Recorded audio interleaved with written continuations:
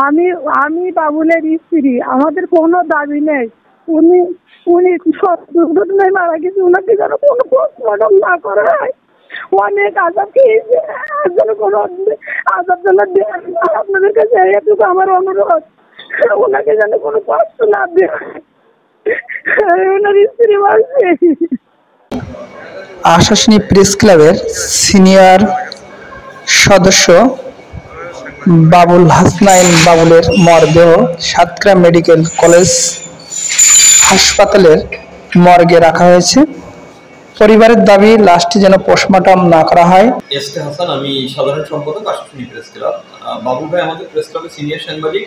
উনি আপনারা জানেন যে গত কয়েকদিন আগে সড়ক দুর্ঘটনায় আহত হয় এবং তাকে প্রথমে খুলনা সিটি মেডিকেল এবং পরে সাতক্ষীরা মেডিকেলের আইসিইউতে রাখা হয়।